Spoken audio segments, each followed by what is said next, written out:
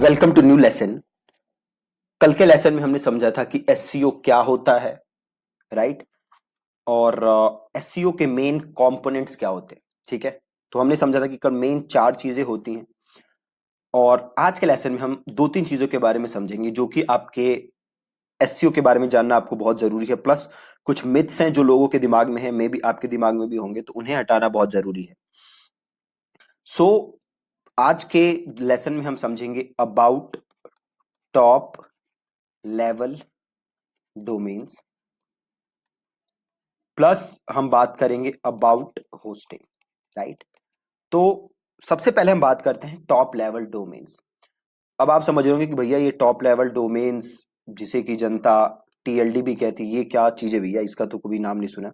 ठीक है, तो सबसे पहले हम बात करते हैं अबाउट टॉप लेवल डोमेन्स। ठीक है, अब सपोज करो एक वेबसाइट है abc.com। तो ये डॉट कॉम क्या होता है? This is called TLD. क्या होता है? TLD, top level domain, right? अब समझो एक और वेबसाइट है और उसका नाम है abc.in। तो यहां पे डॉट इन क्या है? Again top level domain. Suppose करो एक और वेबसाइट है abc.xyz। अब ये डॉट XYZ क्या है? Again top level domain.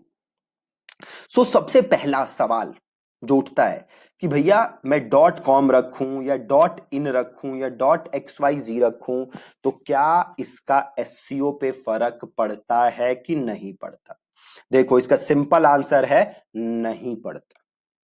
ठीक है, आप डॉट कॉम रख रहे हो, डॉट इन रख रहे हो, डॉट XYZ रख रहे हो या जो भी रख रहे हो, इसका एससीओ पे कोई फर्क नहीं पड़ने वाला।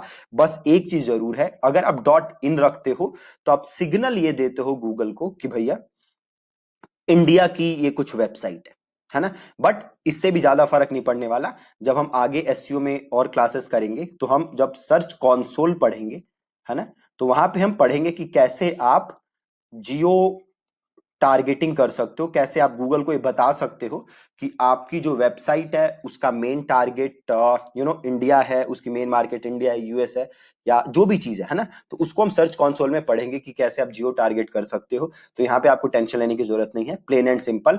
आपका टीएलडी कोई भी हो, इट डज नॉट मैटर। ठीक है, अब दूसरी चीज आती है टीएलडी में ही, वो क्या आती है? 10 साल पहले आपको पता है लोग कैसी वेबसाइट्स खरीदते थे? से कोई वेबसाइट बनाता था digital marketing course dot com, कोई बनाता था best digital marketing course dot com, है ना?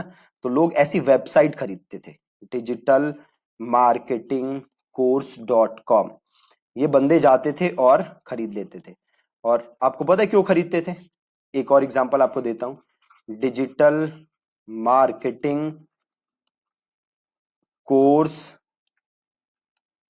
इन delhi.com। इस टाइप की जो डोमेन्स होती हैं, अब आपको पता है लोग ऐसी वेबसाइट्स क्यों खरीदते थे, ऐसे डोमेन्स क्यों खरीदते हैं? सोचो क्यों खरीदते होंगे, राइट? अब आप ये देखो, नाम क्या है? Digital marketing course in delhi.com। तो जो कीवर्ड्स होते थे ना, लोग उसी का नाम का डोमेन खरीद लेते थे। और इससे पहले क्या हुआ करता था कि ऐसे डोमेन जल्दी रैंक कर जाते थे गूगल पे, राइट? तो ये जो डोमेन आप देख रहे हो ना, ये क्या है? ये पूरे का पूरा कीवर्ड से मैच हो रहा है, राइट? तो इसे पहले कहते थे हम EMD, that is exact match domain. और ऐसे ही एक और है PMD, है ना? And PMD is partial match domain. अब जैसे मेरी वेबसाइट है, मेरी पर्सनल वाली वेबसाइट, कंपनी वाली नहीं, मेरी पर्सनल वाली वेबसाइट क्या है? deepaksinghmarketing.com। तो मैंने यूज किया है मार्केटिंग कीवर्ड उसके अंदर, है ना? तो अब सवाल ये उठता है कि क्या आपको अपनी वेबसाइट कीवर्ड के हिसाब से रखनी चाहिए या नहीं रखनी चाहिए? अगर कीवर्ड के हिसाब से रखते हो तो क्या वो जल्दी रैंक करेगी? अगर कीवर्ड के हिसाब से नहीं रखते तो क्या वो रैंक नहीं करेगी? अगेन आंसर इज भैया कीवर्ड है या नहीं है, इट डज नॉट मैटर। अब आप एक बात बताओ, अमेजोन ने क्या अपने नाम में कीवर्ड रखा हुआ है क्या? बट क्या उसके कीवर्ड रैंक नहीं करते क्या? लाखों कीवर्ड है जो रैंक करते हैं। फ्लिपकार्ट ने क्या नाम के अंदर कीवर्ड रखा है क्या? नहीं रखा। क्या रैंक करते हैं कि नहीं करते? लाखों कीवर्ड रैंक करते हैं। क्या नाइकी के नाम में कीवर्ड है क्या? नहीं है, बट रैंक करते हैं, लाखों करते हैं। है ना। तो अब आपके नाम में कीवर्ड है या नहीं है, it does not matter. But domain आप लेते हो तो एक चीज बस सोचनी चाहिए कि जो डोमेन हो उसका कोई मतलब हो। अगर उस डोमेन से क्लियर होता है कि आपका नेचर ऑफ बिजनेस क्या है तो वेल एंड गुड। जैसे मेरी पर्सनल जो वेबसाइट है उसका नाम है deepaksingmarketing.com, है ना, deepaksingmarketing.com। अगर मैं ये नाम आपको बोलूं तो इससे आपको क्लियर हो जाएगा कि भैया ये जो दीपक सिंह है जरूर कुछ मार्केटिंग से रिलेटेड करता है, राइट। जबकि मैं अपनी कंपनी का लूं तो क्या है वो thinkandthrive.in, ठीक है, thinkandthrive.in। अब क्या बताओ, मेरी वेबसाइट का नाम सुन के आपको पता चल रहा है क्या इससे कि मैं क्या करता हूं? इससे बिल्कुल नहीं पता चलता। इससे पता चलता है क्या? हाँ बिल्कुल पता चल जाता है ना। बट क्या मेरे बिजनेस पे कोई फर्क पड़ रहा है क्या? बिल्कुल नहीं पड़ रहा। मैं पर्सनल वेबसाइट से तो बिजनेस करता ही नहीं, मैं अपने कंपनी की वेबसाइट से बिजनेस करता हूं। और थिंक एंड थ्राइव जो कीवर्ड है ये बहुत सारे लोग सर्च करते हैं, है ना। तो नाम से अगेन फर्क नहीं पड़ता। अगेन नाम अगर ये बताए कि क्या बिजनेस है तो अच्छा है, अगर ये नहीं है तो इट डज नॉट मैटर। अपना माथा फोड़ने की जरूरत नहीं है, ठीक है, प्लेन एंड सिंपल। अगली चीज है होस्टिंग। देखो, अगर आपको अपनी वेबसाइट रैंक करानी है ना तो आपकी वेबसाइट का जो पेज स्पीड है, जो लोड स्पीड है, वो अच्छा होना चाहिए, है ना। अब अगर आप कोई एमईसी होस्टिंग यूज कर रहे हो, फ्री होस्टिंग यूज कर रहे हो, और या फिर कोई आप सस्ते के चक्कर में कोई ऐसी वैसी होस्टिंग ले रहे हो, तो होगा क्या? ये होगा कि आपकी जो वेबसाइट है उसकी लोड स्पीड अच्छी नहीं होगी, है ना। और अगर लोड स्पीड अच्छी नहीं होगी तो क्या होगा? यूजर्स को आपकी वेबसाइट पे बहुत वेट करना पड़ेगा ताकि पेज लोड हो।